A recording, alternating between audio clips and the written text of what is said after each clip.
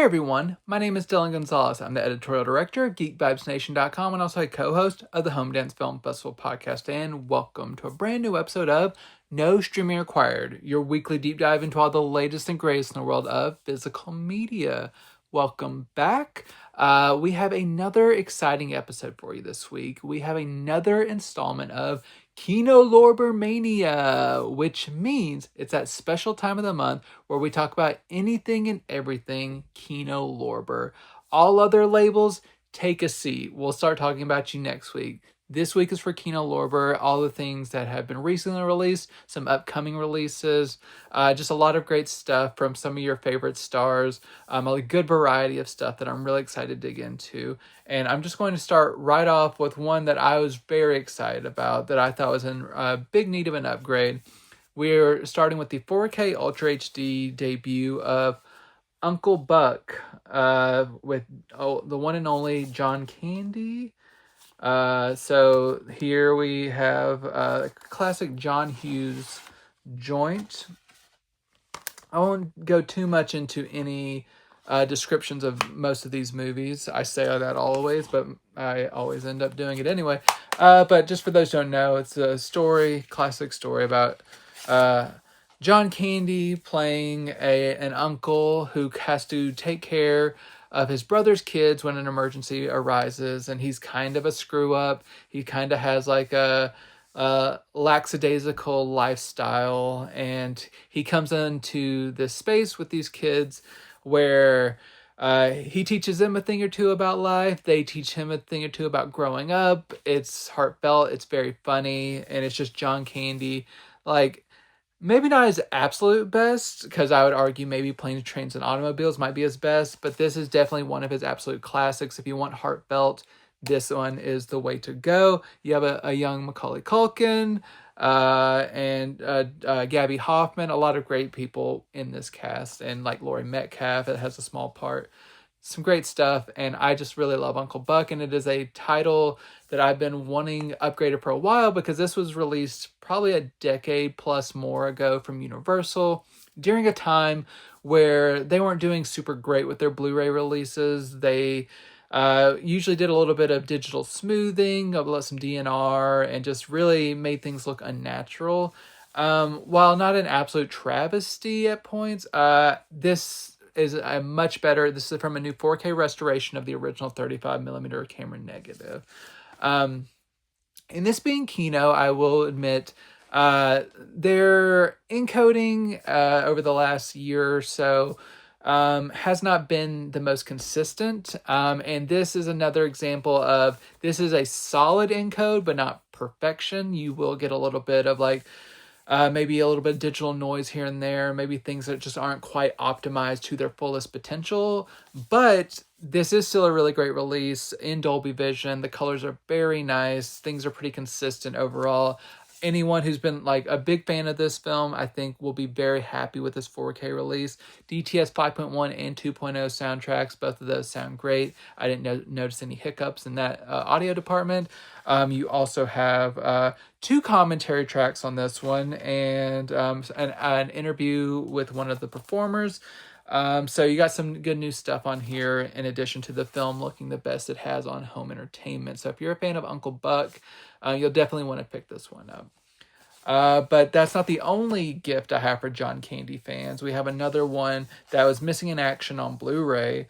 This is John Candy in Summer Rental. This one is him once again in kind of a family mode. He plays an air traffic controller who's a little bit burnt out at work. He is forced to take a vacation after a near mishap at the airport. So he goes on to a beach house with his family that has been set up for him and everything. And it's basically the fun of like fun-loving John Candy getting into situations on the beach, getting into mishaps, getting into friend like rivalries with the locals, just kind of being beat up by life, but while still trying to have a good time with his family. This is Airy fun. I enjoyed it quite a bit. I got more than a few laughs from it. I'd never seen this one before, but I'm very glad that it finally came onto my radar through this new Blu-ray, because it is definitely, if you love John Candy, if you love his like jovial sense of humor, you're gonna like Summer Rental. And this comes from a new 4K scan of the original 35mm camera negative. It looks very good. Just no major damage that has lingered. Everything's been cleaned up immensely. Nice bright colors for like the summertime color palette. Just everything is pretty consistent overall. Even encoding wise, it's consistent. And in terms of special features, you do get a new commentary track and a featurette on the music of the film. So once again, John Candy fans, pick up this and Uncle Buck, this on Blu-ray, Uncle Buck on 4K, and you're going to have a hell of a night, hell of a weekend, whatever you want to do. Have yourself a John Candy marathon. You will be very pleased. And keeping the comedy going for a few titles, we are sticking in the 80s. This is 1987's Hot Pursuit with John Cusack. You gotta love that classic, like 80s style artwork on here. And that is one thing I do like about Kino. They always seem to dig up some of the original artwork that looks very good. This is John Cusack as a college student who, skipping over some like plot stuff, it involves him supposed to be going on a trip with his girlfriend and their family, like onto an island. He kind of misses out on the trip, but then he realizes he can go. He tries to catch up to them, and it's basically the whole movie him trying to catch up to his girlfriend and family, and getting into crazier and crazier situations with some of the island locals. There's some criminal elements involved as well. Things get kind of way blown out of proportion, and things just escalate quite quickly. But if you're a fan of kind of John Cusack's kind of acerbic sense of humor, just kind of like sarcastic a little bit, and him just like that 80s style of humor, this is fun. I enjoyed it, and I think you'll have a good time. This also has a not insignificant role from Ben Stiller in this movie, so that's also a cool addition to the movie for comedy fans. This is also from a 4K scan of the original 35mm camera negative. Looks very good, cleaned up very well, nice bright color palette. Once again, more of a tropical setting that really shines on Blu-ray. No noise or compression artifacts. Everything holds up very well. Very pleased by this one. DTS 2.0 stereo sound. You get a commentary track and a theatrical trailer. So fans of 80s comedy, check out Hot Pursuit. It's a fun one. John Cusack did a lot of comedies in the 80s, but this is just another solid one to the lineup. One that I'm not as high on, but has its charms, and you'll probably understand why, is the 1972 comedy Play It Again, Sam, with Woody Allen and Diane Keaton. Now, very negative on Woody Allen as a person, but I am still able to watch his films. But this one, it's not directed by him. It was written by him, but it is directed by David Merrick. But it does have Woody Allen's fingerprints all over it. If you've seen any Woody Allen films from like his kind of glory days, like Annie Hall and everything, just he is that character once again. He's like a very neurotic man, just kind of spiraling after his wife suddenly leaves him after a couple years of marriage. He's like a movie critic. He's very obsessed with films. The first scene of the film is him watching Casablanca and just kind of just comparing himself to Humphrey Bogart and everything. So the film is him collaborating with his friends to try to get back out in the dating scene, and one of his friends is married to Diane Keaton's character. They're both trying to get him fixed up with someone, and at the same time, he is also kind of has kind of like hallucinations of talking to Humphrey Bogart, kind of like in his psyche, and there's a couple other hallucinations that pop up, but mainly the conceit is his movie obsession manifesting as kind of like a part of a psyche, and just his inability to connect with a woman because he is so neurotic and quirky and everything, until he starts to kind of have a connection with his best friend's girl, Diane Keaton, who they are a famous pair. They've been together in several movies. And it's just kind of whether or not he can find love again, who he will find it with, whether or not it is with Diane Keaton, whether he can do that to his friend, those kind of questions and everything. Diane Keaton's great. She is the reason to see the movie, in my opinion. Woody Allen's character really got on my nerves, just kind of the neurotic kind of shtick really starts to wear thin after a little bit, and just some of his physical humor didn't really connect with me as well. But I love Diane Keaton. I will watch her in anything, including which is a main reason why I was wanting to see this. And she does a great job, and some of the supporting characters are quite amusing as well. It's just not it is definitely Woody Allen type of humor. So if you kind of if you're a big fan of kind of his 70s 80s types of era of work, I think you'll like Play It Again, Sam. But if that shtick has really grown tired with you, unless you're a major Diane Keaton fan like I am, you probably don't need to watch this one. There's just kind of like it lacks kind of the finesse of some of the better Woody Allen movies I've seen in my life. And but I am glad that it did come to Blu-ray finally. This got a new nice 4K scan of the 35mm camera negative. This does come with a commentary track and a trailer. And the video-wise, it holds up very well. There are some scenes where characters are watching like a film print of Casablanca, as I mentioned, or some other films. So sometimes those don't always look the best because in movie they don't look the best. But what it looks how it is supposed to look. The grain is pretty thick, but is resolved pretty well. I didn't notice anything very splotchy or untenable in terms of refined grain. And I didn't notice any major damage or anything, which is what we really can hope for. So some soft imagery here and there, but overall it's a nice detailed image, and I don't think people will be very disappointed.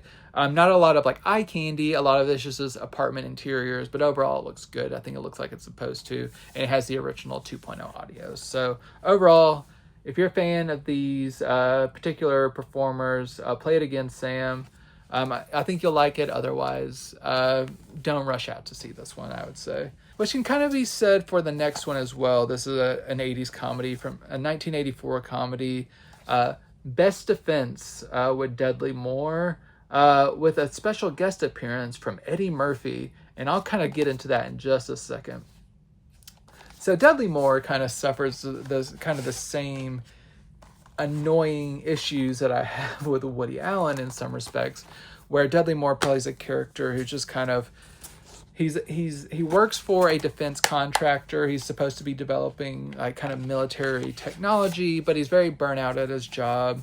He's really just kind of coasting until one day, through an elaborate scenario, he gets accredited with a major breakthrough in the military technology, which eventually gets him kind of mixed up in kind of this political enterprise where there's like assassinations being carried out and all this kind of stuff is happening. At the same time, this also gives him the confidence to finally cheat with his boss on his loving wife, who's kind of grown tired of him, but is not portrayed, thankfully, to be like a shrew of a woman or anything. She's just a woman who's just grown tired of this man just kind of sleepwalking through life. So there's like kind of this romance angle of just like this man being like unfaithful to his wife within this larger political confines of whether or not he can survive this scenario and get to the bottom of what is happening.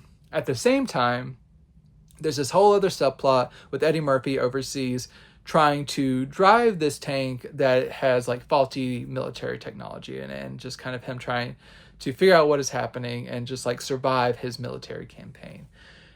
This is a very messy movie, and I think that is kind of by design or a result of how this is kind of put together. This was not originally intended to be a movie with Eddie Murphy in it. This was just supposed to be a Dudley Moore vehicle that just dealt with his stuff. There was apparently audience tests where it did not test very well. And at the moment that this movie was being made, Eddie Murphy was on a hot streak. He was getting to be very popular. So the executives and all their wisdom was just like, hey, let's put Eddie Murphy in here and do this subplot. So these two never like interact or anything with their scenes. It's just like a tacked on subplot with Eddie Murphy, which does provide much of the film's humor, and it is the best part of the film. It just makes for a very, very disjointed narrative of just like, what are we doing here kind of thing. Like, there are amusing moments. If you like Dudley Moore's kind of brand of humor, I think you'll like it. I've kind of never really connected with it, so there's that shortcoming, but I did want to see this for Eddie Murphy, and he was the better part of this. You do also have good supporting players, including Kate Kaplan from some of the Indiana Jones movies. So overall, a very shaggy comedy. I would only watch this if you're a fan of either of these two. Eddie Murphy isn't enough for me to recommend it. It does say like strategic guest star, but he is in a decent amount. I would probably say at least 15 or so minutes of the entire 15 or 20 minutes. So for that reason, worth checking out for him. Otherwise, it's not the best comedy, but this is from a new 4K scan of the 35mm camera negative. We're on a roll with that type of restoration. And it does look good. No blemishes. Nice color palette. Everything is resolved well. You do get a commentary track that kind of goes into some of this stuff, and a theatrical trailer. So a bit of a mess of a movie, but kind of an interesting mess, and one I'd never heard of prior to this being released on Blu-ray. So that's one benefit of physical media. This brings things onto your radar that maybe wouldn't have been there otherwise. Would I have known to try to seek out every little thing on Eddie Murphy's filmography? Probably not. But now that I got it from Kino, I've been able to watch it, and I know what I like and what I don't. So overall, good release for this film, just not the best film overall. Sticking with my more humorous titles, but going over to more of a British sensibility, we have from 1960, Two-Way Stretch with Peter Sellers. This is a pretty amusing film where Peter Sellers plays a man who is about to get out of prison, but he kind of comes inherits a plan to do a diamond heist while he's going to break out of prison, steal these diamonds, then break back into prison, get himself back into prison, in order to basically be cleared of any suspicion, because what's the ultimate alibi? Being in prison whenever a crime is being committed. And this is him trying to carry out that plan and kind of some of the hiccups that go, like, because of course, if you're going to watch a movie like this, it can't just work flawlessly. So that's where some of the humor comes from. You get to meet his team he has a couple people doing this with him, and just some of the people on the outside who are helping him, and kind of the stern warden who is potentially going to mess things up. So I like Peter Sellers overall. Not every movie of his is a hit with me, but I, in general, like Peter Sellers, and I think this is a good role for him. If you like kind of like a British comedic sensibility, especially from like early 1960s, I think this will probably hit with you pretty well. I enjoyed it quite a bit. This is not listed as being from a new master or anything like that, but this is from Studio Canal licensed presentation, and I would assume, based on how it looks, that has probably been given a remaster at some point. Because it does look quite nice. The black and white photography, or the photography looks nice. The color photography looks nice. And no major damage or anything like that. There may be minor specs here and there that would maybe show that's like a bit of an older master. But overall, it does look nice. It's no major complaints from me. And audio-wise, it holds up pretty well. There are slight signs of strain here and there, but overall it holds up well. You do get a commentary track with this one from some film historians and a theatrical trailer.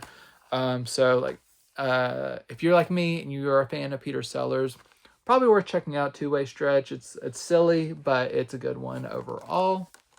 and sticking with that British sensibility, very British sensibility, we have Are You Being Served, the movie. This is based on the classic film, or the classic television series, Are You Being Served? One that I have actually never seen before, but it is just one I've heard about all my life. I know it is one of the more popular series over from Britain.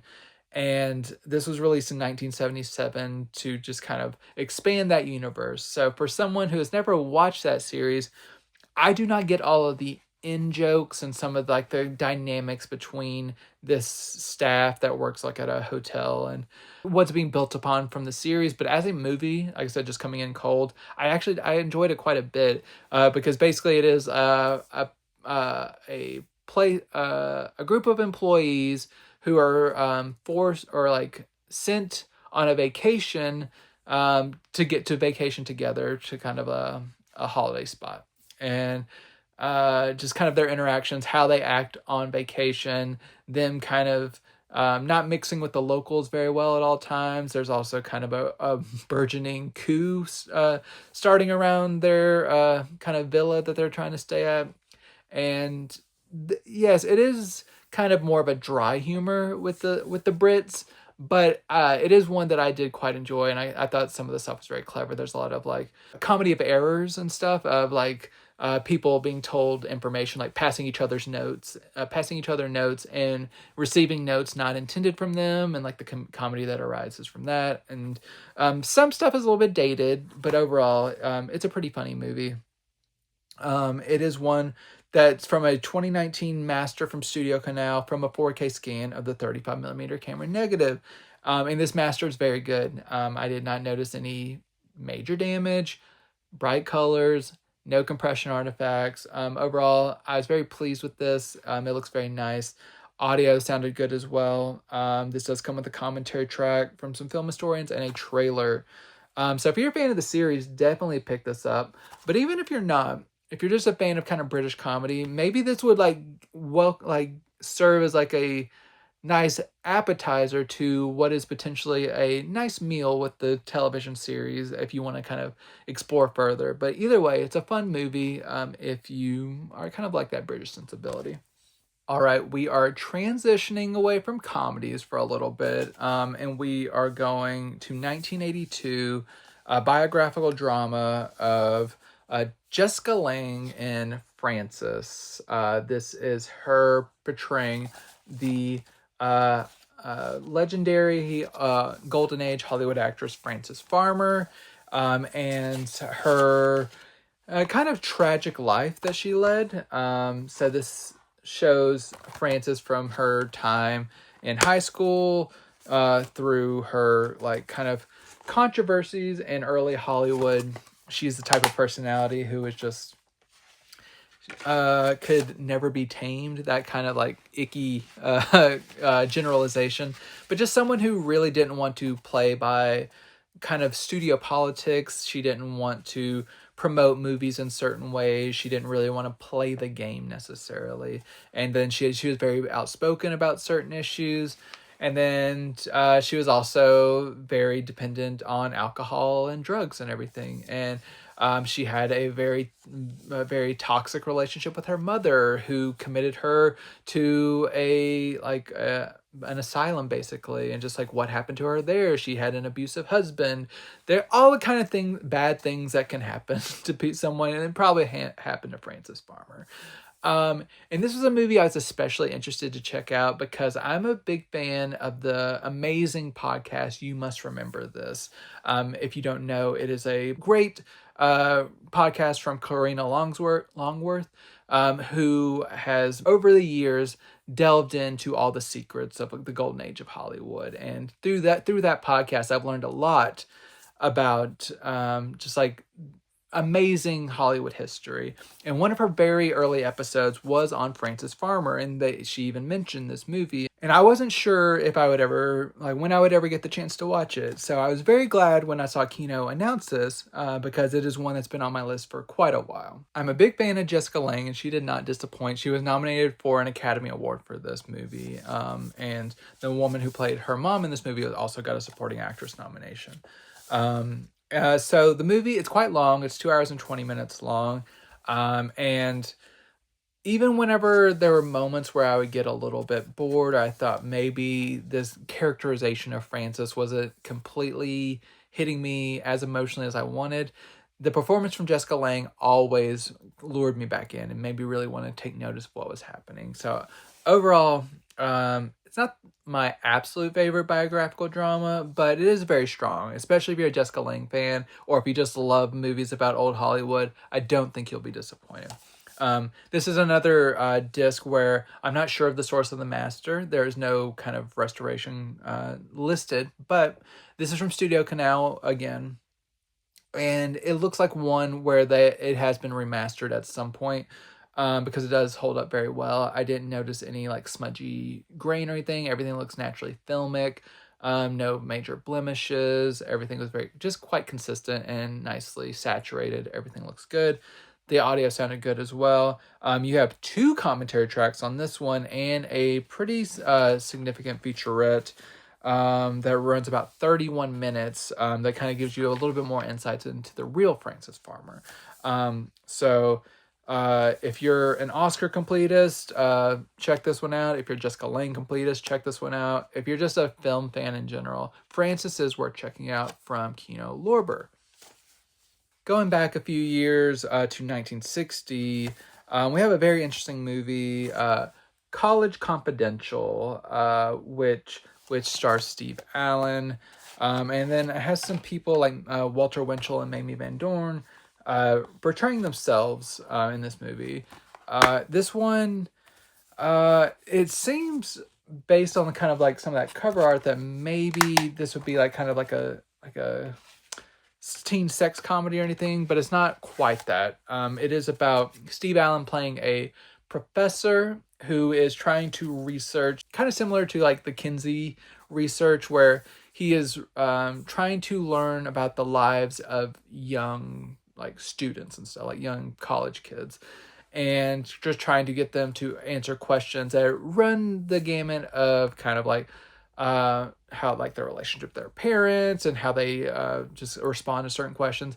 But one of the sections that he is trying to gather information on is their like sexuality and everything. And this kind of like ruffles a few feathers within the community. And a reporter kind of gets tipped off that he is doing this, and the people are really not responding very well to it within the community. And she goes to investigate this. And then it all kind of starts to build a little bit where he is very, like, he's obviously very passionate about his work. He cares about these kids and everything.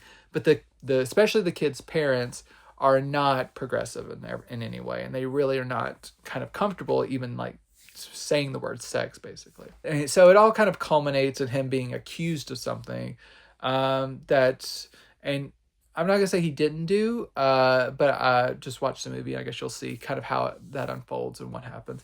But it is quite an interesting look. Like, there's some comedic moments. There's some kind of like kind of wholesome moments. But there's also some quite dramatic moments as well. And there's a nice like swirl of all these kind of different tones that worked quite well. And especially for 1960, I can see where this be quite a progressive movie. And I guessed what was going to happen well into the movie, but that didn't really cause me to have like feel any less about the movie. But I would say it is a little bit predictable in my mind. But overall, it is a solid movie. This is one that is not noted as being from a new master, and it's from Universal. So, and yeah, it does look a little bit kind of more rough around the edges than some of the other things that we were talking about that have gotten new remasters. But I still think it looks solid. It's a black and white film. The gradients hold pretty solidly. Like, not much in the way of blown highlights. The black levels are pretty deep. I didn't notice any like major crush. Maybe minor specks of damage here and there. And the audio can be a little hollow at points, but nothing too egregious. Overall, it's a solid, maybe not like knockout audiovisual presentation, but overall it's good. This does have a commentary track and a trailer. So if that sounds interesting to you at all, it's not exploitative. It's pretty tame by our standards, but it's pretty interesting look at kind of society's response to kind of topics of sexuality around this time. It's pretty interesting. The next film I was pretty interested to watch because I actually read this novel in high school. This is an adaptation of Cry the Beloved Country. Unfortunately, I did read this movie or read this novel in high school, which means I do not have a great memory of this novel, but I do remember I enjoyed it, and things were coming back whenever I was watching this. I think it's probably, from what I remember, I don't think it's like a direct like faithful adaptation, but overall it's pretty it honors the spirit of the novel, about a man who must leave his village in Africa to kind of find out what has happened to his son whenever he kind of goes off on his own, and kind of just learning about what is happening in his country, segregation type thing, like racism and like class disparity and just all this kind of stuff that he sees along his journey. And it's a really interesting portrait. I think this cover art's a little bit misleading because Sidney Poitier is listed as like one of the main stars. He really, in the relation to the movie, has a much smaller role. I would not even say he's on screen 10 minutes. From what I can recall, it's a very small role, but he's promoted prominently here, and that makes sense because there's not a lot of people in here who are like major stars otherwise. But overall, good movie, and I think if you are any type of fan of the novel, it is interesting to see how it's adapted to the screen. If you like Sidney Poitier, even in a smaller role, worth checking out. Or if you just like old school, like 1950s dramas. So this comes from a 4K scan of 35mm camera negative from Studio Canal. Holds up very well. No major blemishes. Resolves well. Everything's pretty solid. I didn't notice any major like lines or damage or anything like that. Maybe a few soft shots here and there, but overall holds up well. Audio, a little bit of like maybe a little bit of hollowness here and there, but overall sounds good. And you do get a commentary track and an interview with one of the people with the production. So overall, good release for this one. If you happen to enjoy it, check it out. This next film definitely is more star-driven, and if you're going to check it out, it would be for the star. That is John Wayne in The Conqueror, alongside Susan Hayward. Now, this is problematic for a multitude of reasons, but all I have to say is John Wayne playing Genghis Khan, and you know what this movie's about. So here is a lovely look at him with his facial hair, and yeah, it's something. So majorly problematic, and like him not being like on either cover art being portrayed what he looks like in the movie is a choice. But if you want to see him playing this famous Conqueror, as it says here, the Conqueror, it is a sight. It's far away from one of his best movies. There are, if you like kind of just the general vibes of his movies, of just like, it's like a John Wayne in a Western, but like in Asia, then you might enjoy this, but you really have to be a diehard for John Wayne in order to probably seek this one out. So definitely not the top of his stuff. This is not listed as being from a new master. Overall, I think the master is solid. It's pretty soft here, like in several places. But I think a lot of that is because there's like some optical transitions that make up the movie. No like unacceptable damage, nicks and scratches here and there. Audio is pretty solid with a nice score.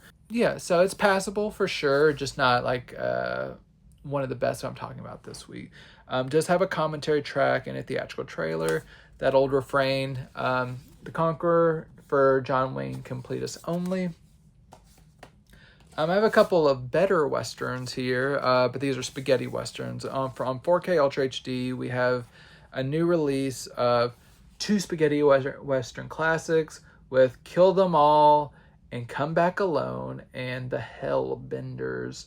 Kill Them All and Come Back Alone has the one and only Chuck Connors, like as a Confederate soldier, like trying to steal some things from the Union and really getting into like some hairy situations.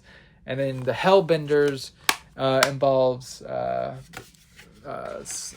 people trying to smuggle, like some Confederate soldiers trying to smuggle goods in a coffin, and having to kind of kidnap a woman to make them seem like a legit family whenever they come across any Union soldiers and stuff. So I like the Hellbenders more. I found that more interesting, like character dynamics wise, and I liked kind of the role that it gives women in this one a little bit more. It's a little bit more substance to it, and it's just a more interesting narrative to me. I like kind of like them having to kind of go undercover a little bit as a family, and the kind of like the loose cannon aspect of some of the family members and how it all flows down from the patriarch of the family and stuff. But the Chuck Connors vehicle, it's perfectly entertaining as well. These are from 4K masters from Studio Canal.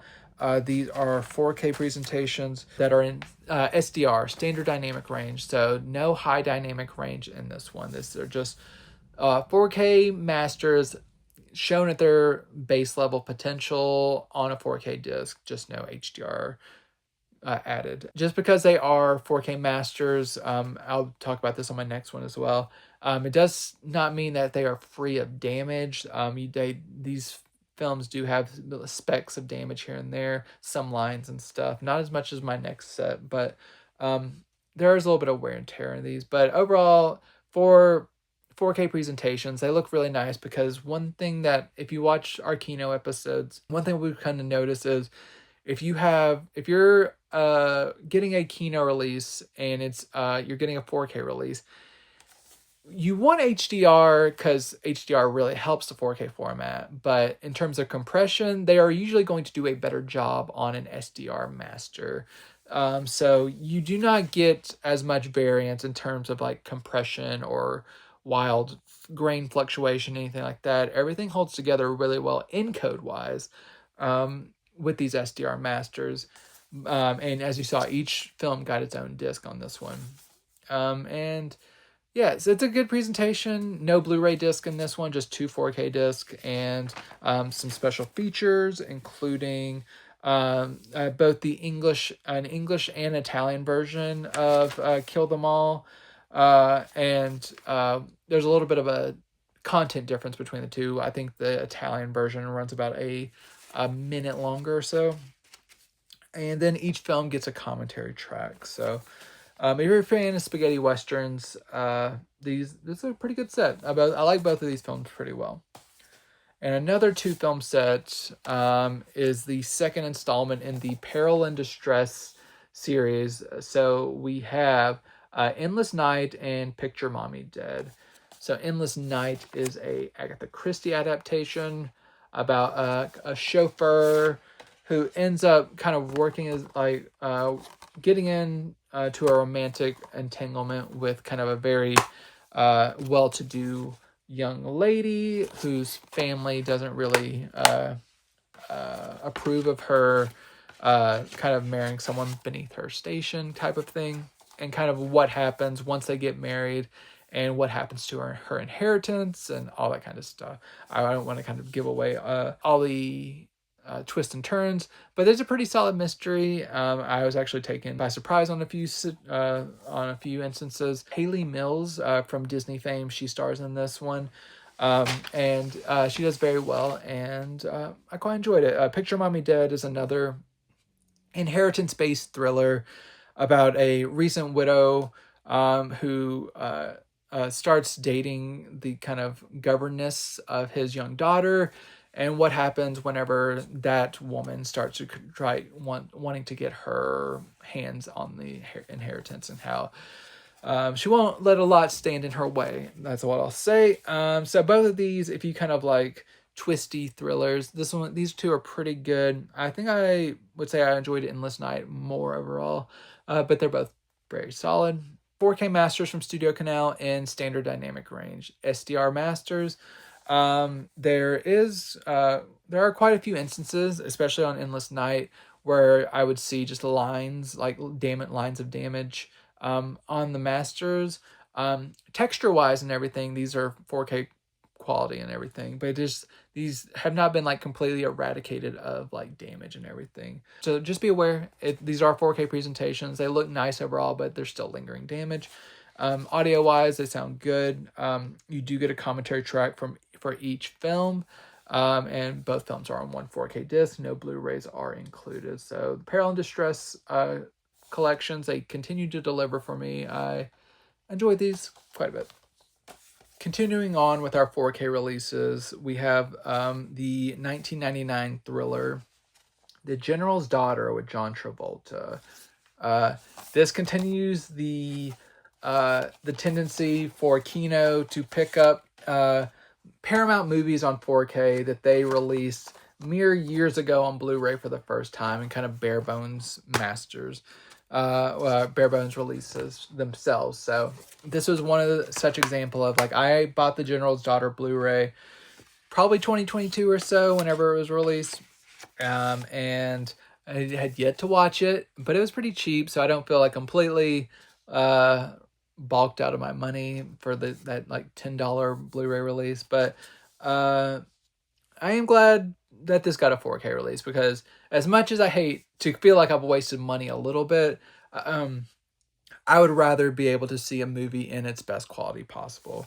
And General's Daughter, while not like the best thriller, it scratches the itch that I look for sometimes, of just like that 90s studio thriller where John Travolta plays a man who is trying to track down the mystery behind a young female officer's death, and just kind of all the mysteries behind her, and her dad, who like is a general, and just kind of like him wielding his power within the investigation, and just like a lot of stuff happening, and then John Travolta teaming up with his ex-wife, and just all the stuff that's going on. So Madeline Stowe plays his ex-wife.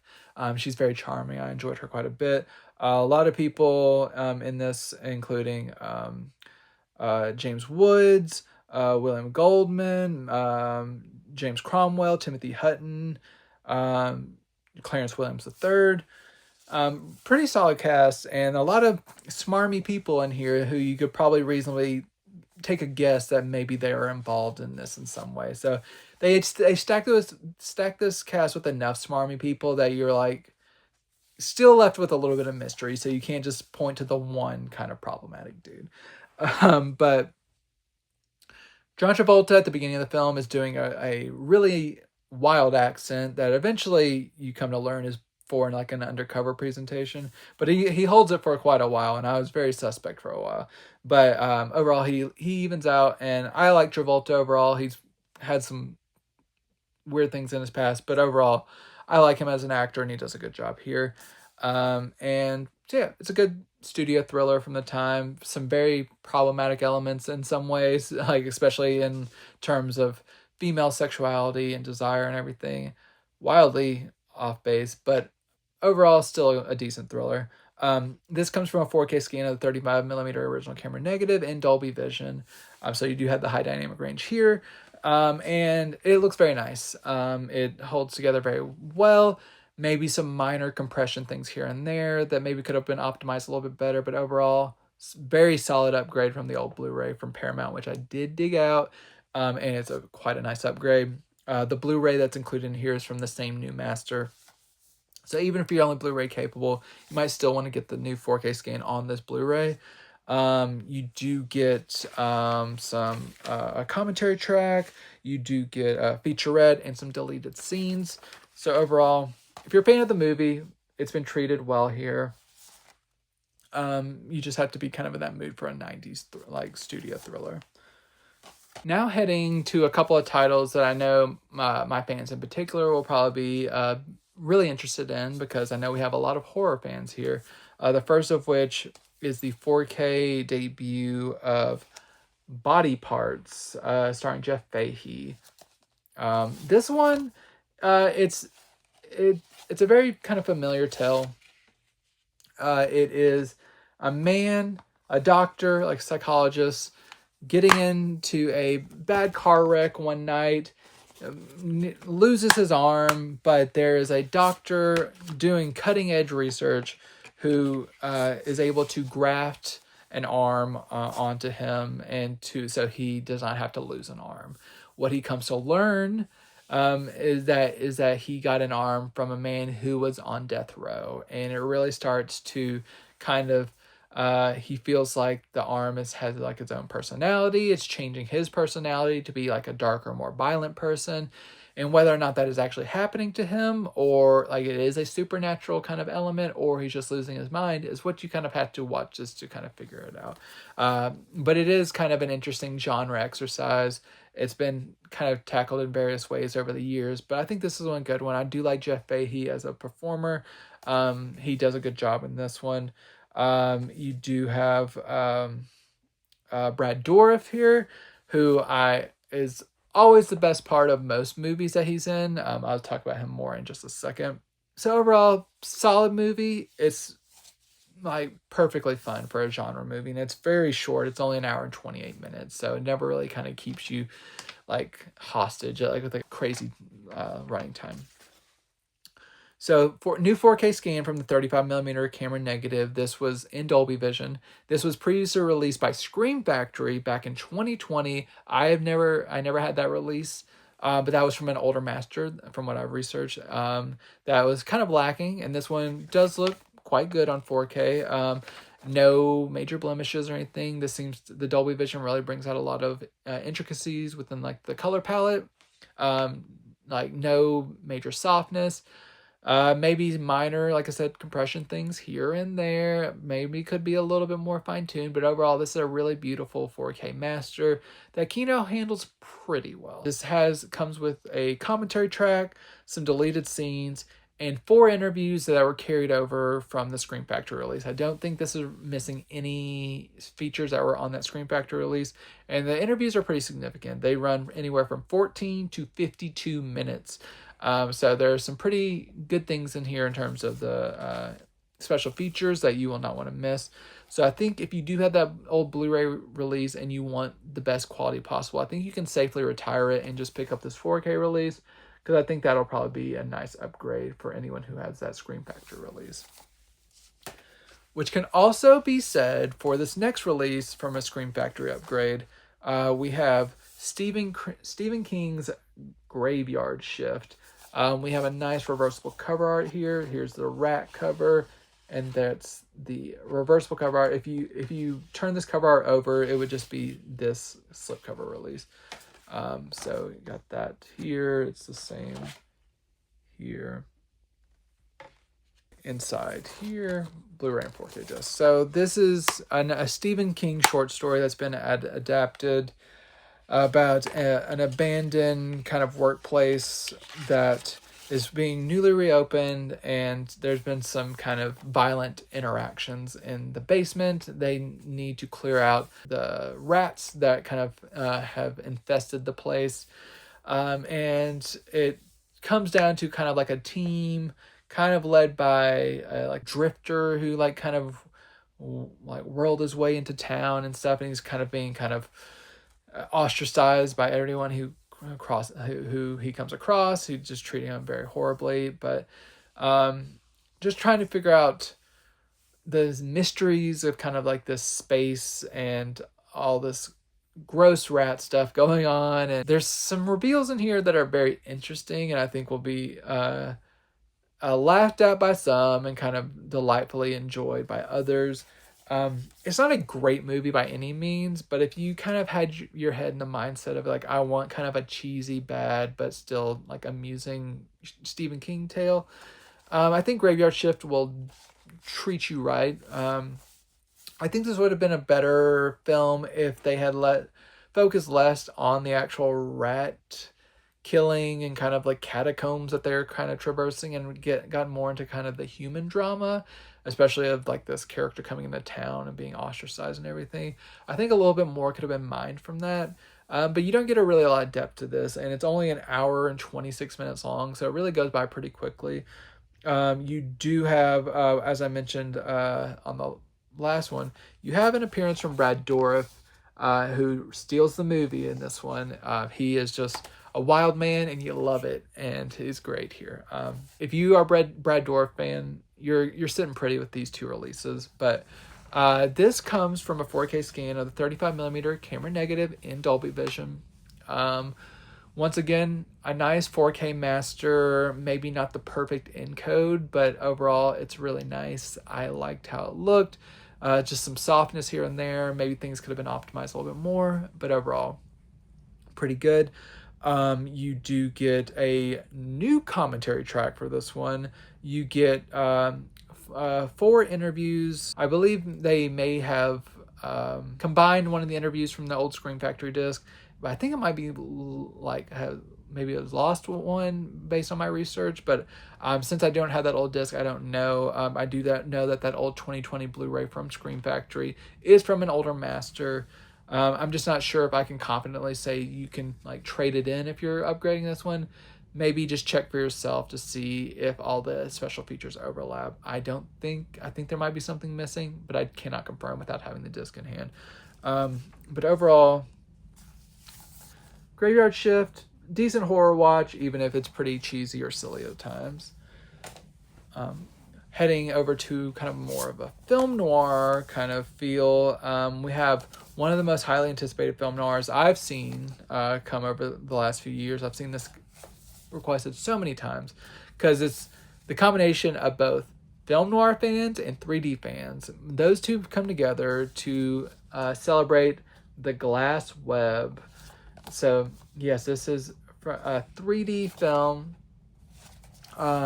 presented in 3D, but also with a 2D presentation. So that's reversible cover art there. Old Edward G. Robinson, one of my favorite from old Hollywood. So this involves a TV writer. See, this comes with some anaglyph glasses, the red cyan, and Blu-ray. So if you don't have your own glasses, you get at least one pair coming with you.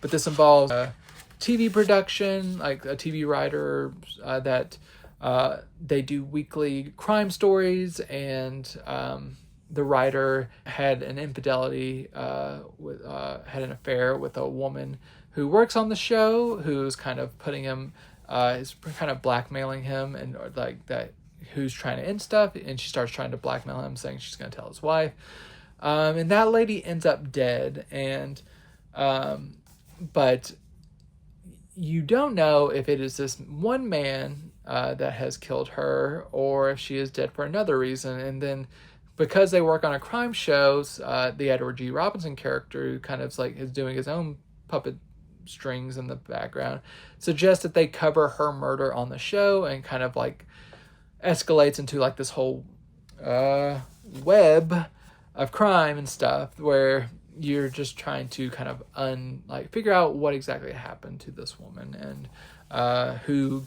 stands to benefit from her being out of the picture, all that kind of stuff. Overall, very fun, engaging film noir. The 3D element, which I did watch with the anaglyph glasses, it adds a nice depth to it. It's a fun way to watch a movie. I wouldn't want to watch every movie like this, but I like this option was here. I do not have a 3D television to watch it in the other like polarized version of 3D, which is an option. I just don't have the the official 3D glasses and 3D television for that. But if you are want kind of a low rent 3D appearance, you can watch with the glasses and stuff. And then the 2D version also works very well. But they have all been restored by the 3D Film Archive, who are some of the best restoration teams in the in the game on the planet. They always put the utmost care into their restorations, and it seems to all have been encoded pretty well here. It does look maybe a little bit soft from the original elements at a few points, but overall it looks very nice. And I think they've done a really just admirable job of restoring this. So you do get an audio commentary track on this one, and you do get some trailers and TV spots and everything. And then, like I said, there's 3 ways to watch the film. There's 2 different 3D versions. One, like if you have a 3D television, or one if you just have a normal television and have the red anaglyphs, red cyan glasses, or just the 2D version. So you're covered here if you want to watch The Glass Web. Really long-awaited release, done justice by Kino. And then we have Film Noir, The Dark Side of Cinema 23, the line that will not die, and not that I want it to. It's just, this whole shelf's just going to be completely the dark side of cinema one of these days, and that's not a bad thing to do. For number 23, we have 3 titles. We have Rope of Sand, we have Kiss Tomorrow Goodbye, and then we have Never Love a Stranger. So these are all pretty good. Rope of Sand I've talked about in the past in one of my imprint film noir sets, and so that's kind of has a lot of people from the Casablanca team kind of dealing with like more of a desert diamond like exchange, like heist type situation, people double crossing, all that kind of stuff.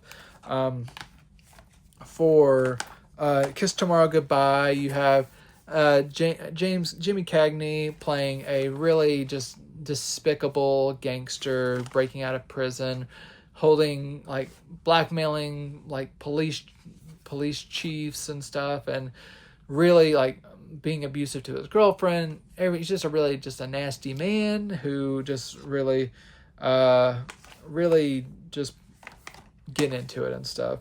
And then Never Love a Stranger again. This one's pretty interesting because you have Steve McQueen in this one, and you have people who have kind of grown up together as friends that kind of fracture, and one goes on one side of the law and one's on the other side of the law. And just kind of like the dynamics of just like what happens whenever you used to be friends, but now you're kind of pitted against one another, and just how that kind of works out. All 3 films are solid. I enjoyed them, and I would say probably Never Love a Stranger and Kiss Tomorrow Goodbye are more of my highlights than Rope of Sand, but I still like Rope of Sand after revisiting it from the imprint set from a few years ago. All of these have been given restorations, 4K scans from Paramount. They all hold up pretty well. There's still lingering specs here and there, maybe a little bit of density fluctuation, but overall holds up pretty well. Each film gets a commentary track, so like these have been treated well. If you have enjoyed The Dark Side of Cinema for the first 22 volumes, 23 just gonna be another great one for your shelf. I don't think you'll be disappointed. Heading over to a television miniseries, we have Pierce Brosnan in Noble House. This is a 4-episode miniseries, each episode hour long, and from the author who wrote the original Shogun novel. So based on kind of similar themes, this involves a Pierce Brosnan leading a company, getting kind of entangled into like a intricate web of like shady business dealings and people trying to kind of take over his company, and there's like femme fatales, there's all kinds of like mystery going on within like this high stake like Hong Kong business world and everything, and overall I found it pretty compelling. Some good kind of uh, stock villains, but serviceable for what they're doing. Pierce Brosnan's entertaining. It makes you understand why he would eventually go on to play James Bond. And yeah, overall, just pretty solid ensemble. You have John Rhys Davies from the Lord of the Rings and Indiana Jones movies. So yeah, overall, if you like a good television miniseries, I think Noble House will appeal to you. I enjoyed watching it. Um, no direct information on what like kind of remaster or restoration process this one underwent. But overall, these look very good. They definitely has done some work to them at some point over these 4 episodes, but overall, very, very solid looking miniseries. Each episode gets a commentary track, so nice value add to this one. Overall, miniseries fans, check this out. Going over to my last kind of runway of titles, we are going to my European section. So first, we are going over to Italy, I believe. Italy for 10th Victim. So this has Marcello Mastroianni and Ursula Andress. This one is definitely kind of Death Race 2000 coded a little bit. This, and I guess it more kind of modern references would be kind of like similar to kind of like a Hunger Games or Purge type situation where people who participate in kind of this competition show where people are kind of pitted against one another to kill one another, and if you reach kind of a certain level, you'll win like a bunch of money, and kind of this killing people for spectacle and all that kind of like societal thematic like undercurrent that you can kind of explore in these types of narratives and stuff.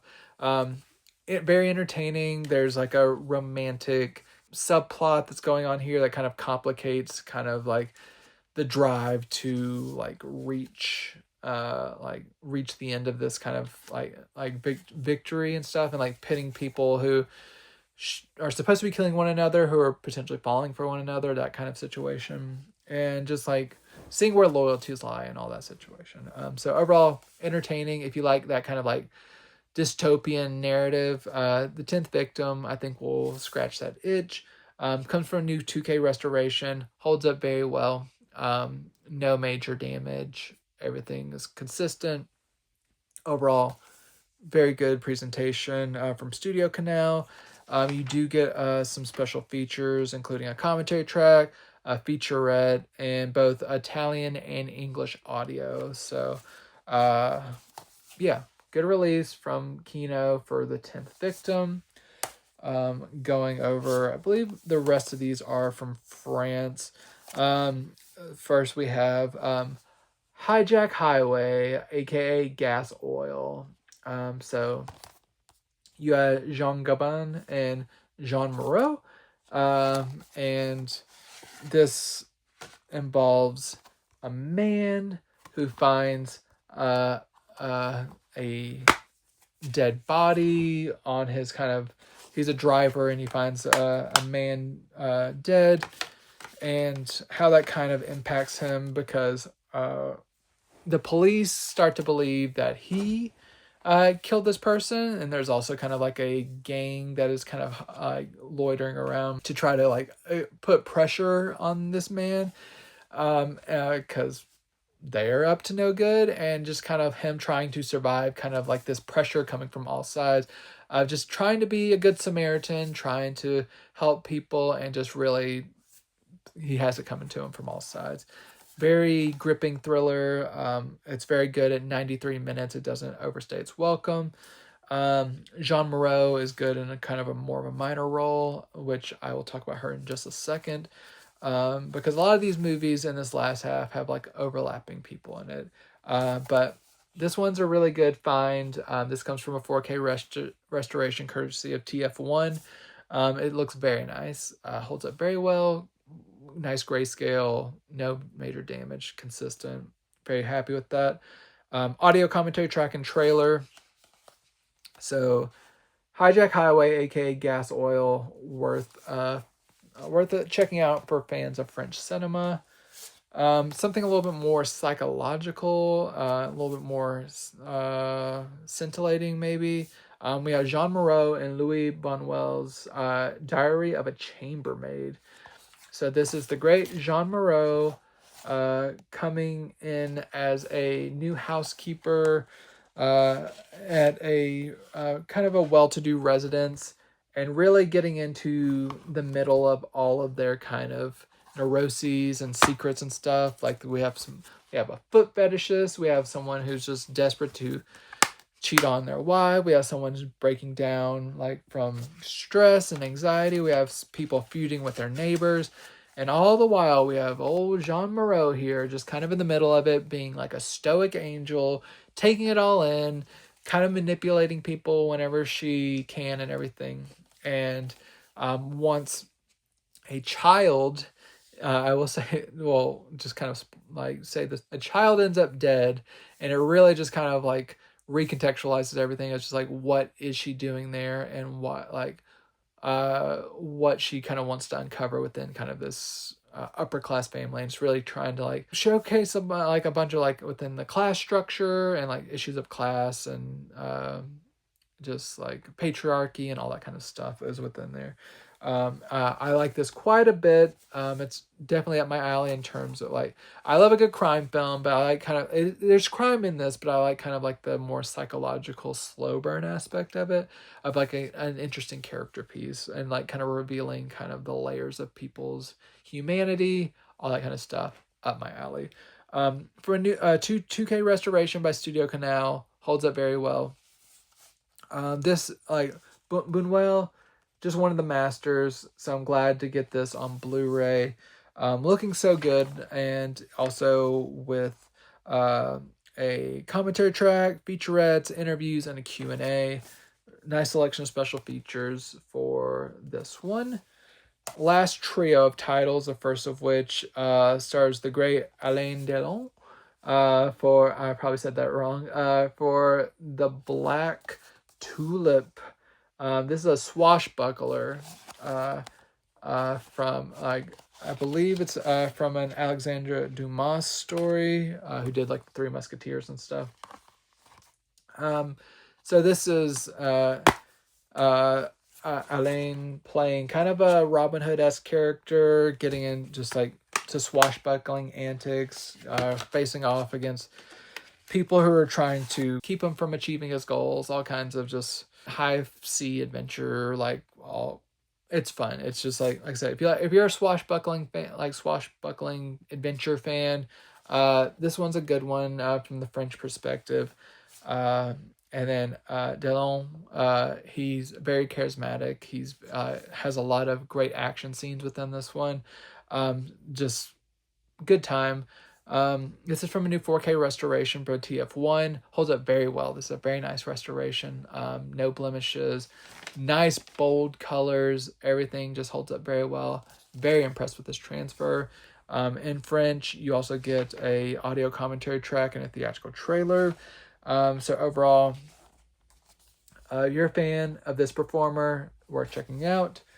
We have another one of France's major icons with Jean-Paul Belmondo in Ho, which is kind of the name, a short like nickname for his character in this one.